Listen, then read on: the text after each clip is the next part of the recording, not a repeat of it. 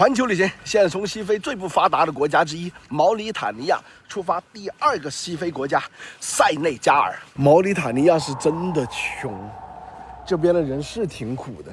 你看这生活环境，你敢相信它是一个国家的首都？太难了。这机场海关牛逼啊！从我进来遇到的第一个工作人员验机票、盖章出境、验我章的都是光明正大的问我要钱，我不给钱就扣我护照。光明正大到什么程度？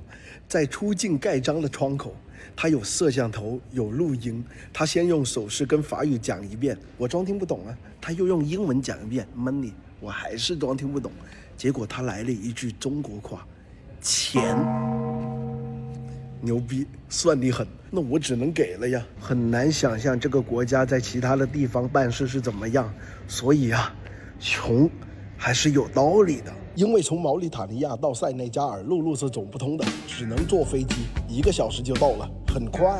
顺利抵达塞内加尔，看看这个机场海关载不载人。完了，网上办的电子签，这里本地人不认，让我现场办一个，只能拿行李过去买了。嗨。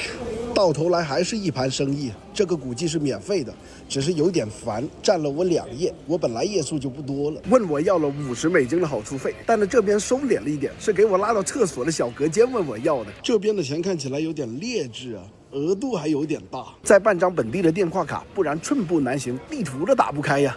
30GB1万本地货币，相当于人民币111块钱，还行，蛮划算。出机场打了个出租车到他们的首都65公里，他们问我要2万5的本地货币，我砍了一刀1万，他立刻说成交，我人都傻了，给我整的不自信了。手把都没有啊，这咋做？哦。哎呀，出飞啊！这塞内加尔的基建不错呀，2个国家一对比，真的是一个天一个地呀。而且我特地上网查了一下，这条高速就是咱们中国建的，我就说怎么这么眼熟呢？酒店盲盒时间，看看塞内加尔首都市中心700块钱人民币能住啥样的？哇，蛮精致。空间小是小，好像还有个小阳台。哎，我觉得还行，不算是很坑，还可以。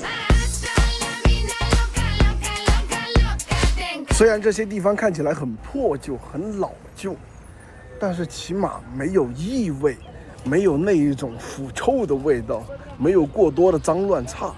我觉得挺好的，而且这城市我觉得还蛮安全的，每一个犄里旮角的位置都走过了，遇到了本地老外看你的眼神都不会是那种审视猎物的眼神，看能不能一口把你吃掉的那种感觉。众所周知，世界就是由巨大的中国组成的，隔大老远的看到中国超市的标识了。哇，这超市还蛮大，品种还挺多的，像这些玩意儿我都不用猜，肯定是咱们义乌的。好多本地老外在吃这个，看起来好香啊！咱也来一份酱料牛肉饭，10块钱人民币一份，看起来卖相的确不咋地，不知道吃起来咋样。就像那个潮汕的沙茶酱牛肉，但是有点辣。本地人吃这么辣的吗？还可以，蛮好吃的。非洲复兴纪念碑，本地的地标，过来打个卡。有一说一，整得蛮好看的，蛮有设计感，带一点俄式的暴力美学，不错。走到顶上刚好可以俯瞰全城，这看起来不比毛里塔尼亚好太多了。起码每人的有房住，不用挤帐篷啊。这边应该是本地最旺的夜市了，卖的吃的也比较的单一，爆米花、一些小饮料，还有一些科技鱼很苦。这边的人生活还蛮简单的，就在海边拍拍照，放点小音乐，跳跳舞，聊聊天，一晚上就过去了。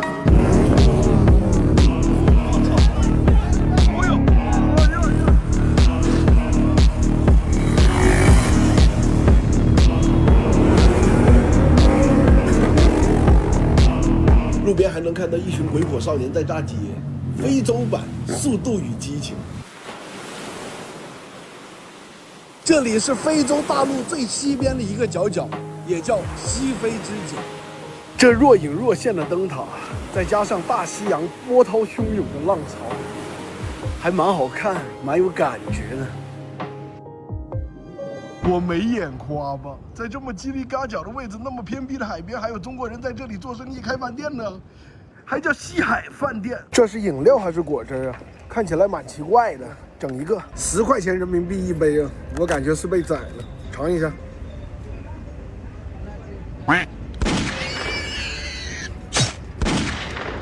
哇，这个太酸了，酸的翻白眼，我接受不了。这个地方就是网上号称100块钱人民币能吃到吐的海鲜市场。我去，这些海鲜已经死的不能再死了，都要死发瘟了，它能卖的不便宜吗？这还是明火烤啊，这不全焦了，吃起来都是苦的吗？不过没事儿，我们广东人有句老话是这样讲的：大菌食细菌。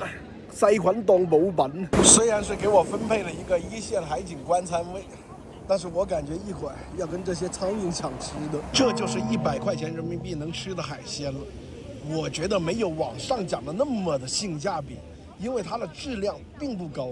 我觉得国内也能吃得到。不知道是这鱼死了太久，还是它烤的不好，又苦又难吃又柴，失败中的失败。这虾更一言难尽，它烤那么久还有馊味，起码冰冻死了半年以上。拍个视频的功夫，一堆苍蝇已经吃上了。算了，你们吃好吧，我已经饱了。最近减肥，在这里待1周了，我都快无聊闷了。现在出发隔壁的国家马里，考取一个非洲的摩托车驾照。然后解锁新载具，出发。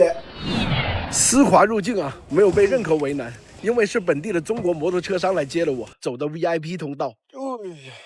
马里现在是整个非洲第3大金矿出产国，听起来感觉是不是巨有钱、巨牛逼？但这也是世界公认的最不发达国家之一，因为这国家每天都有恐怖袭击，是每天啊。没有任何夸张成分，所以到马里就只能在他们的首都巴尔科给待着，其他的地方一律不准去。而且据说在他们的北部撒哈拉沙漠深处，还有部落抢人回去当奴隶的习惯，听起来的感觉不可思议。这条是尼日河，可以看得到污染非常的严重，而且这几座跨河大桥还是咱们中国援建的呢，牛逼！这边真的是人均奥德标啊！本来以为这么丰富的国家矿产资源，起码给老百姓过点好日子。没想到到头来还是因为这些资源，这边的老百姓过上了灾难级的生活。你敢想象这是一个国家首都的市中心吗？唉，这生活条件惨得超乎我想象啊！现在真的深刻理解那句话的意思，非洲就是怀璧有罪的具象化。非洲的第1杯奶茶，爽啊！连中医都有，太离谱。这也太夸张了吧！这么危险的地方，这么危险的国家，还那么多中国人在这里做生意呢，太牛逼了！而且据说这里有80%以上都是广西上林人来这里淘金的，老挣钱了。我发现这边的人好爱踢球。哪怕是在垃圾堆里都踢得老开心了，你说有没有可能让咱们的国足在这样的环境踢个几年，进个世界杯，应该不成问题吧？拜拜，拜拜拜！这给我干哪儿来了？不是考驾照吗？咋那么多中国人也来考啊？我去，这科目1讲的是法文，这全是中国人，没一个听得懂的，抄作业都抄不了，这咋整啊？只能瞎填，全选 C 呗。这科目2入考就简单多了，围绕场地转个1-2圈就说我过了。唉，这边的本地老外办事真的太不靠谱了。我提前半个月约的星期1考驾照，结果他给我推到星期4，所以我在塞内加尔挂机挂了3天。到了这边说星期4当天考当天出，结果等了1天又说明天再来。星期5在车管所等了1天，结果他告诉我他们的一把手没来上班，明天周6日放假，让我星期1再过来拿。忽然觉得委内瑞拉也没那么差，起码别人拿钱办事儿啊。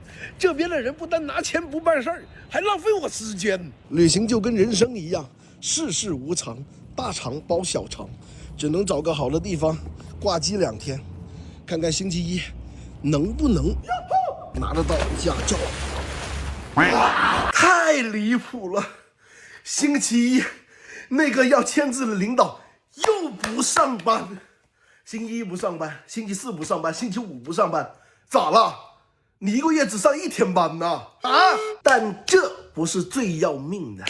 我花这么多时间、精力、钱买摩托车、考摩托车驾照，就想开摩托车自驾整一个非洲吧。您猜怎么着？我要穿过西非最后一个国家尼日利亚，才能到中非的卡麦隆。